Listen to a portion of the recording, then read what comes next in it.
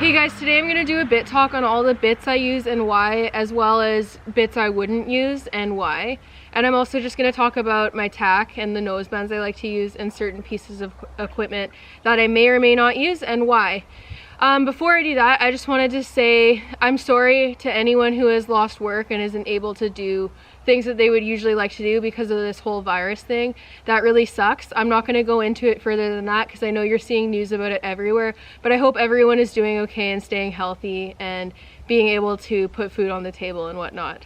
I'm legal drinking age even though I look like I'm 9 years old. Let's just establish that very quickly. So this is a basic bit that most people have seen. It's a single jointed egg butt snaffle, smooth mouthpiece, very basic. This one is a good bit to use on the race horses that I start. If they're currently racing, I usually try to use a single jointed bit depending on what I'm working on with them because most of the bits at the track are single jointed, so it doesn't really do them any favors to change that drastically if I'm prepping them for the racetrack and not working on like flat work stuff. So this is one that I don't use very often for my own horses because I don't prefer single jointed bits. I much prefer double jointed bits because they're more collapsible and there's no chance of the nutcracker effect where it tents in the mouth and pokes the roof of the mouth. So that's why I don't use them very often. This is a Happy Mouth D-ring, just a basic single jointed bit again. The only difference is Happy Mouths are covered in a plastic material, which makes it a little less harsh than metal. But personally for me, I'm not the hugest fan of Happy Mouth bits because when horses chew on the plastic, it can become sharp in the mouth and cause problems that way. So I'm not the biggest fan of these for long-term use, but they're good for using on client horses and on race horses. Like I use this one to start the 2 baby race horses that I had last year and I like it for that, but I don't like to use it a lot because I don't want it getting chew marks that will make it sharp. This is another Happy Mouth. It's a mullen mouth and it has like some shape to it. You can see that I've not used it much because there's like no chew marks on it and it's has no wear. This is a bit that I'm going to be selling, so don't like the shaped Happy Mouths because I find that they're more likely to rub, especially when horses start chewing on them and creating chew marks. But this mullen mouth is good for starting horses under saddle with. I just wish that it was a more flexible material and less plasticky, which is why I'm no longer going to be buying Happy Mouths personally, but I know a lot of people swear by them. So of the first 3 bits that I've shown you, you can notice that all of them have different cheek pieces. So I'm just going to briefly explain these cheek pieces and why they're different. The loose ring snaffle moves like freely like this. It's not a fixed cheek piece, so it makes it harder for horses to lean on because the cheek piece will just keep moving. However, it makes the bit have more movement in the mouth, especially with riders that don't have very quiet hands. So it's probably not a good choice for new riders, and I also wouldn't use this cheek piece when I'm starting horses because I don't want them to not have a fixed cheek piece. D-rings help with steering because they lay against the face, and when you steer, the cheek piece will lightly touch the face, and it's a good way to transfer over bitless cues if you're bitting a horse for the first time. So when I'm starting horses under saddle, this is personally my favorite cheek piece. I don't own any full cheek snaffles, even though full cheeks are good for the same thing. They offer more help with steering. However, I don't use them because the full cheek piece, even with a keeper, just offers more means to get caught on something, and I'm very paranoid about that happening, so I personally don't use them because I don't want the horses to try to rub their face on something and potentially get it caught. The egg butt less so helps with steering, but it still helps lay against the face. The bigger the cheek piece, the more help you'll have with steering if it lays against the face when you're applying rein aids. So yeah, the egg butt, I actually have quite a few of these. I generally prefer D-rings for show bits, but egg butts are usually cheaper for some reason. I don't know why. This one is a leather bit and it has no metal core, so it's completely leather. So these bits are very flexible in the mouth, especially once they get wet from being in the mouth. They'll move around more and they kind of conform to the mouth of the horse. So it's a very soft bit, but it's also good for horses who lean because they can't lean as easily on it. I think the biggest problem with the complete leather mouthpieces is that horses can chew through them. So if your horse chews really heavily under saddle, I wouldn't recommend this because it'll last for like 30 seconds. This is another leather bit, same mouthpiece. A client's horse actually chewed through this, and luckily I noticed that it was basically chewed through before I put it back in the mouth, which is why it's important to always check these bits. And I actually tore it myself because it was basically chewed in half. So he was a heavy chewer, and although he liked this bit, it wasn't a good choice for him because he chewed right through it in like 5 rides. This is another leather bit, a thinner mouthpiece, and it's rounded. I prefer the rounded mouthpieces for leather bits because the squared off ones have a tendency to rub a little bit more. I wish this mouthpiece was thicker. I don't like how thin it is personally, so that's my kind of one dislike about it. I don't like how thin it is at all. And this is a bevel bit. The cheek pieces are bevels. So these offer like a lesser amount of leverage than like a elevator bit would. And so you get a little bit more oomph, but it's not as harsh as an elevator bit. I got this one when I had George, and this was his jumping bit because he liked the leather mouthpiece, but he had a tendency to lean on the bit a little more, so I just wanted a little something extra for shows. I never used this really at home on him, but yeah, so it's been lightly used, and he was a bit of a chewer too, so you can see that there's chew marks. However, the integrity of the bit is still okay, so I would still keep using this if I had a horse that I wanted to put it on. This is another leather bit, same mouthpiece as the original D-ring that I showed you. The strap on both this and the D-ring is for riding without a bridle if you want to. I've tried it. Milo does not like the bit pressing into his tongue when you do up the chin strap. He hates it. So it's not something that would work for me personally, but a lot of people like riding like that. And this one's a loose ring. I personally don't like how small these cheek pieces are because they could get pulled through the mouth. Like, you would not use this to lunge a horse ever, because if the horse darts away or something, the cheek piece could go into the mouth very, very easily. So I don't love how small these rings are personally. This one is the Steuben Anatomical Sweet Copper bit. This was one of my favorite bits for quite some time. It has a little peanut in the middle and it's curved to be shaped to the mouth. So I like this one. It's a lot of horses like it because it conforms to their mouth more than the traditional bits do when they're straight. So anyways, you can see how it curves out like that. So it's more shaped to the mouth, and I like the anatomical nature of it. I used it for quite a while on Milo, and he really liked it. So it worked well for me, but then I recently switched to different bits for him, and I'll show you why. So anyways, this one I haven't been using recently, but I'm keeping it because it's a really good tool to have in my toolbox. So anyways, this bit is a good one to have in your toolbox, and if you're looking for something anatomical, it's great. It's one of the more expensive bits that I own, so that's kind of a downfall. This is another Happy Mouth bit. I don't mind this one because it's double jointed and it has like a little Happy Mouth peanut in the middle, but you can see that there's chew marks and they can get sharp. So the problem with these bits is if you don't keep filing down those marks, they can end up cutting up your horse's mouth because they do get kind of sharp and pointy. So this is that one, little peanut in the middle. It's more flexible, you can see. And yeah, this is my favorite one of the Happy Mouth bits that I have. This one is a lightly shaped loose ring snaffle, and it has a peanut in the middle. It bends in kind of like the Steuben bit that I had, but it's not as anatomical. And I talked about what the loose ring did before. So this is one that I would use on a horse that's a little heavier that I'm working on in dressage. And I would use it for the reason that the rings move, so it makes it harder for them to lean, and it would be easier to get them to soften and come up off of the bit because of that. Ta-da! Lightly curves out, peanut in the middle, smooth mouthpiece. Of all of the rubber bits, this company is my absolute favorite for what they put out.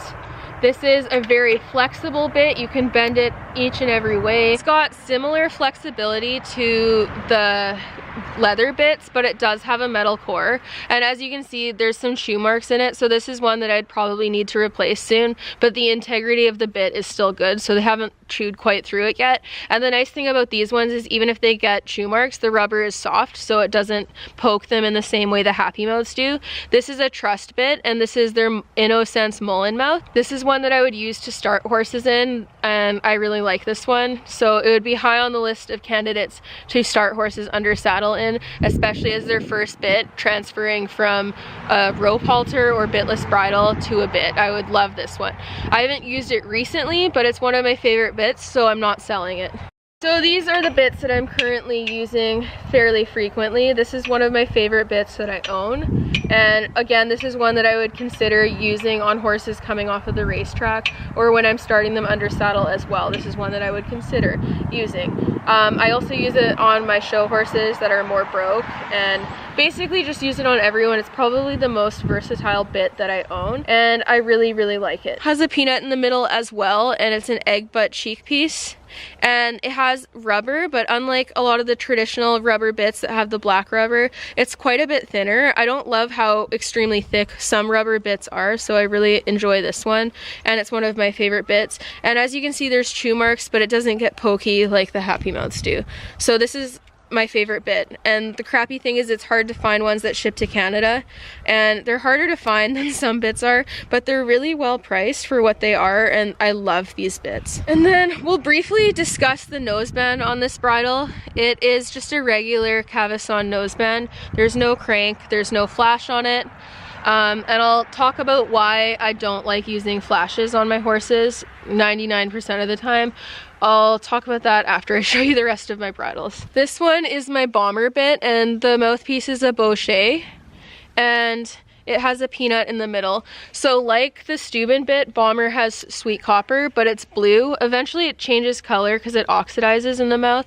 I don't know when that's gonna happen. This is fairly new. So I really like this one, and I got it fairly recently because I wanted to try some different cheek pieces to add to my collection, because I have a lot of very similar mouthpieces. So this is one of my favorite ones to use currently, and I'll talk about the cheek piece in a second. I just wanna show you the noseband on this bridle. So this is my dressage bridle that I school in.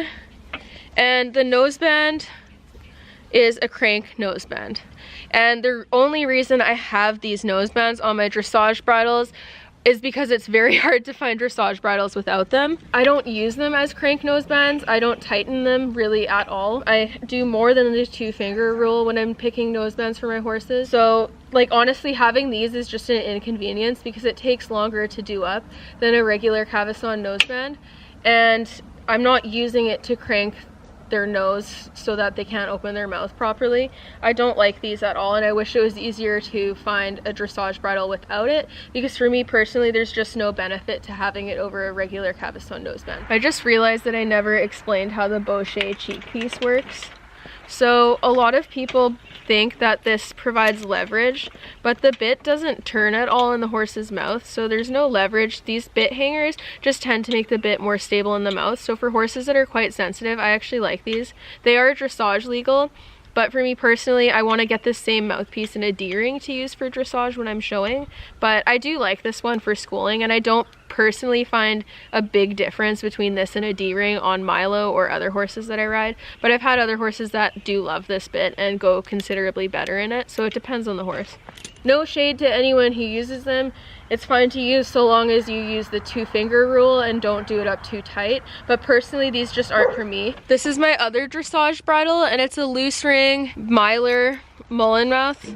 Right, I don't actually know what the name of this bit is, but it's one of their level 1 bits, and it has a mouthpiece that locks a little bit. So if the horse dives down, it'll lock and then they'll hit the bit, so it's a little less flexible than my other jointed bits, but it still has movement in the mouth that's more flexible than what a single jointed bit would be. And the loose ring, again, it's good for keeping horses off the bit if they're a little heavier. I would use this one on horses that are already going. I wouldn't personally start horses in it because of the mouthpiece and the cheek pieces. So it's a good bit to use because it's dressage legal, and it's something that is fairly versatile and a lot of horses like. But I've found that most of them like the bomber bit better than this, so that's why I've started using that one more. This one is also a crank noseband, and again, same reason I don't love it, because I don't use it for that. Yeah, so I don't love crank nosebands because I don't like the name crank being anywhere near the noseband of a horse. Their faces need room to do stuff, especially when we're putting bits in their mouth, and naturally speaking, like, none of us walk around with our jaw clenched all the time, so I think you can all imagine that your horses probably don't like to do that. So I'm not a huge fan of them. And also this one has a flash loop. It's the one with the Myler bit on it. And I don't love buying bridles with flashes because I don't use flashes, and I think it's a little unsightly just to have the loop there not being used. So I like ones with removable flashes so I can at least take it off, or ones that don't have one at all. And like, I know people say that you can cut it off, but I just don't like defacing products that I got just in case I ever want to sell them. The reason why I don't like using flash mouthpieces is the same reason that I don't really like cranks. The entire idea behind them is to kind of strap the mouth shut, and a lot of people do them up too tight, and I like my horses to have movement of the mouth. And if your horse isn't accepting of the bit, instead of just throwing a flash on, you should start to ask yourself why they're not accepting the bit and work on ways to fix that. So personally, I don't really use flashes very often, and if I'm going to use them, I'm more inclined to use figure-8 bridles because I like them better. This bit I don't use very often at all. It's really small. It's something that I would use on a pony, and it's got copper rollers. It's single jointed. These ones are kind of funny because the rollers can pinch the tongue if you're not careful, so you got to really see how your horse is reacting to it. And it works as really any single jointed snaffle, so it has the potential to have the nutcracker effect, but if you're riding properly, it shouldn't do that. So those are all the bits that I use, and I'm sure you'll notice that I don't have any twisted wire bits or slow twists, and I really don't have any shanked bit. The reason behind this is that I hate twisted wire bits. To be frank, I don't think that we should be putting anything in a horse's mouth that's abrasive like that, because the reason why they work is because the horse wants to get off of the bit because there's more pressure points from the twists in the wire. And it's just unpleasant. I don't like them. I used to ride in them when I showed Arabs, and I had like a really thin one, which means the pressure is more localized and it's way easier to tear up the horse's mouth with it. And it's still something I think about and I reference because I used it before and I was naive to why it worked and how harsh it was, and I regret using it, and it's not something I would ever use again because it was a pretty medieval harsh bit that I don't like. So yeah, even slow twists, the angles of the twists on them are they're kind of pointy, and again, it just gets the horse off the bit using an abrasive mouthpiece, and I'm not the biggest fan of doing that. Also, they're not dressage legal, so again, it doesn't benefit me to get my horse going in something that I can't show in. I'm not a fan of those, and I think that if you need a little more bit, you should go to using leverage instead of a mouthpiece like that, because leverage you can use less as needed. You don't need to use the shank part as much if you ride with 2 reins, whereas if you have a twisted wire bit, however much hand you use is always going to affect how the bit works, and it could end up hurting horses' mouths on days where you're a little harder handed, or if they're being really strong, or if you ever fall off and they step on the reins. It's just something I think about because it would be much worse in a bit like that. So I'm not a fan of those, and that is why. And if you use one, don't get mad at me because I'm not your trainer. This is just my opinion, and it shouldn't affect what you do if you feel comfortable doing what you're doing. And personally for me, like, any heaviness in the horse, especially on the flat, should be fixable through exercises rather than changing the bit. I think as a general rule, riders are in way too much of a rush to bit up as a solution instead of thinking about what exercises they can do to fix whatever the problems are. People always jump to changing the bit instead of changing their training and addressing why the horse is doing what it's doing, and I wish people weren't so quick to do that. I think that promotes an idea where we have to rush to try to fix everything, and that training is a race, and I think it's not a good thing for horses at all. So the reason why I don't have any like Pelhams or elevator bits, I used to have some and I used to ride in them, but I sold them since I started changing my riding and addressing how I ride the horses and using exercises to fix what they're doing instead of bitting up to do it. But with that said, I like those bits for people on strong horses, especially if you're riding a jumper. It is one of the better ways to get more control and get them off of the bridle so that you can ride them correctly up to fences without having a mouthpiece that's really abrasive on them. So I like those ones. I do think that they should be ridden in with 2 reins or a converter. I hate seeing people ride with just 1 rein on the shank part of the Pelham because it changes how the bit rotates, and it's just not meant to be ridden in without a second rein or a converter. So I think if people are going to use them, they should make sure that they use them correctly. And the other thing with these bits is I don't think under any circumstances should a twisted wire mouthpiece be paired with a Pelham or a gag in any way. Like, I think that it's too much. Choose one or the other if you're gonna do it. Don't put both on, because the shanks on the bit make the bit harsher, and every pull you pull on a shanked bit, it's gonna be harsher because of the leverage than it would be in a snaffle. So I think doing that with also an abrasive mouthpiece just really isn't fair to the horse. And also, a lot of heaviness issues in horses can be fixed by exercises, and to be frank, I find that a lot of people would benefit from doing more dressage work and doing more flat work to fix problems rather than immediately going to bitting up. Kind of a band-aid fix. You'll get better quality rides if you address the problems on why your horse is leaning that heavily or why they're rushing fences. I've had pretty good luck with not needing to use those bits on any horse that I have when I start them. I've had horses come to me that have been ridden in gags, twisted bits, and when they get here, the first thing I do is put them in one of my snaffles and see how they go. And for the vast majority of them, they can go to the snaffle immediately. I think all horses should be able to flat in a snaffle. That's my personal opinion. If you don't do that, keep on keeping on and don't watch my videos because they might upset you. Anyways, I think all horses should flat in a snaffle or should build up to being able to do that personally. That's just my view on the matter, and it's important to consider what exercises you can do to better the quality of your rides rather than immediately trying to do it a quick fix like a bit. I will say for myself, because I've ridden lots of race horses, I've learned more tactics to stop runaway horses and heavy horses than what some people have. And I do have more upper body strength because of riding these horses, because race horses are quite heavy in the bridle. So fixing that issue of being hard in the mouth and heavy in the bridle is something I've done a lot. So I can see why for safety people might need to use other options, but this is just my philosophy and what I personally do. When I get horses off the racetrack, I work with them a lot on the flat because thoroughbreds I find are notorious for rushing fences if they're started over fences too fast. They get really quick to fences and they can quickly get out of control, and a lot of people want to jump them sooner than they probably should. So I find working them over poles and really establishing good breaks and respect of the bit is important if you don't want them to rush fences. And with that said, some horses will always be more rushy than others, and some people may need a Pelham or something to use when they're jumping, and that's totally fine. Just make sure you're not pairing it with hands that don't belong on a leverage bit. I find a lot of people will justify their bitting choices based on what upper level riders are doing, but there are a lot of people that use really harsh contraptions just to get around the 2/6 ring and whatnot. So I don't really think it's a justifiable excuse. Plus, someone riding at the upper levels doesn't mean they're moral. So it's something that people should consider. That was Banksy in the background. So it's something to consider. If you can't justify it past this is what upper level riders do, you probably shouldn't be doing it, because there should be more means of justifying what you choose to do. You should be able to explain why you use something, and you should know enough about it to know why it works and how it works. I guess the next thing I'll talk about is like how people use training gadgets and what I use and what I don't use. I don't ever flat my horses in martingales anymore. I might if I'm on a horse that flicks their head and might hit me in the face, because then it's a safety issue.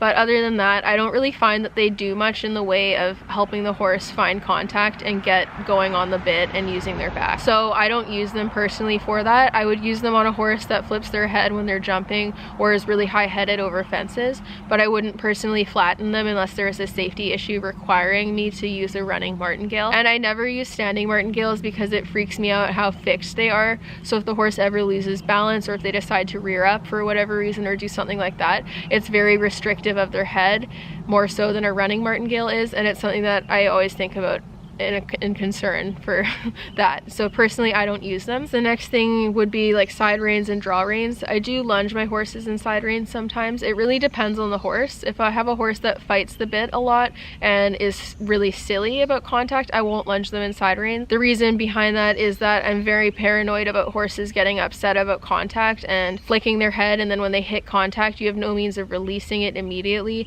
So if they decide to rear up, there's a higher chance of them going over in side reins. So I like to use them on horses that already have an understanding of contact, or if I'm just starting them in side reins, I will make them very loose.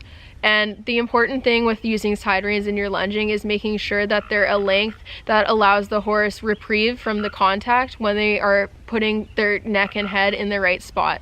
If your side reins are still pulling the horse's face back when they're on the vertical and forcing the horse to go behind the vertical to get slack in the reins, then they're too tight. So I usually leave mine quite loose compared to what some people may do, and the reason behind that is because I think the horses deserve a reward when they give to the contact. So I think it's important to address how tight you put them, and just remember that if they're too tight, it also is a safety issue if the horse ever panics or gets upset from the contact.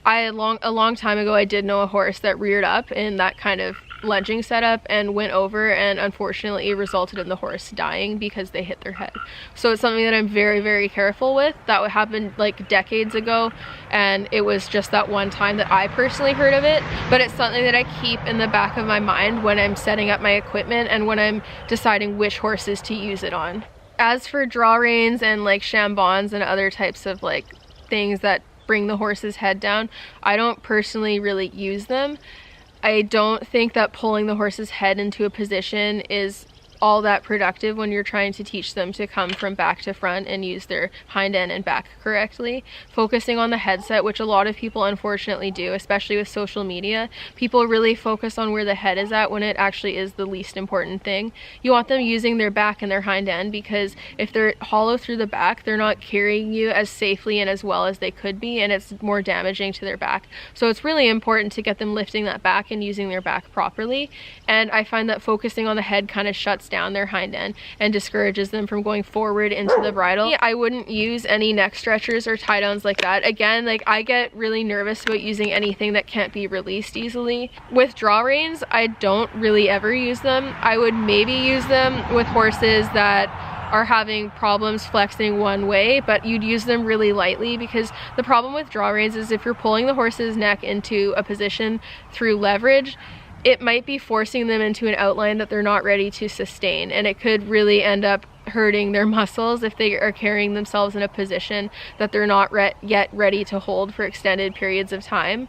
So I think that's something that's important to consider. If you're going to use them, your horse should get lots of breaks to kind of stretch out and go like how they would normally, because carrying a rider and lifting their back and coming from behind and holding their neck and head in a position, it is like doing the plank for people, but doing the plank with weights on your back. And you can't just go and do the plank for like half an hour without working up to it. It takes time to actually be able to hold that static position and use your whole body and do it well. So I think rushing them to hold a position that their body isn't fit to do is a mistake. I do think that in some cases draw reins can be used properly and in a way that's productive, but I do find that the way that I see them used a lot is not how I would personally use them, and it's very tempting for people to use them for reasons that aren't necessarily best for the horse. So yeah, most of the approaches I take for getting horses to use their body correctly and start to give to the bridle and be soft are related to actually working them under saddle and using different types of exercises to achieve that. In previous years, I didn't exactly do that, and I regret how I trained. The horses I train now are turning out way better than ones that I had like 8 years ago or whatever. So I'm really looking at my methods and comparing them to my old methods and trying to change what I do to be better every time I train a horse. I'm always constantly changing as I learn more, and I'm developing what I feel works best for the horses that I have, and my training might be altered from horse to horse depending on what that particular horse needs.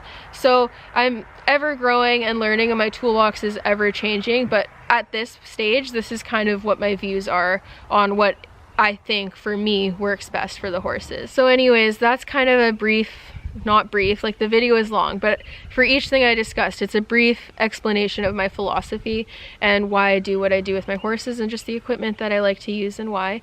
And I'm not here to offend anyone. If you use something different, that's totally fine. I don't want to step on any toes. This is just my philosophy for what I believe works best with the horses that I work with, and just what I found works best over the years. As I get older and develop more tools and more experienced in the horse world, my training methods are ever changing, and the more I learn, the more I might want to change my methods and kind of add to my toolbox for what I think works best. So it's important to continue to grow over the years as you ride and learn more, and this is just what I find works best for me in this stage.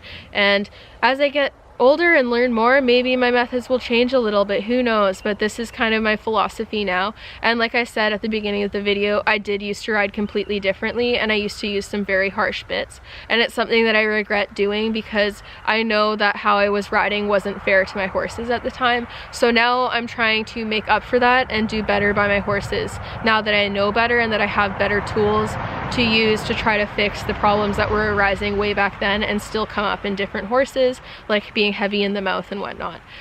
So anyways, thank you for watching my video. If you watched all of it, congratulations. And if you like my sweater, this is actually from my merch store. Isn't that convenient that I wore my merch in my video to plug it? Wow. Anyways, This is from my merch store, and it's my favorite design that I made, and it's the best selling one, so I will wear it and show you guys because I'm proud of it. But anyways, I hope everyone is doing well and that you're faring well in this whole pandemic situation, and I hope you enjoyed the video, and I hope I didn't upset anyone, but I know I probably will with my opinions. Anyways, have a great day, and see you later.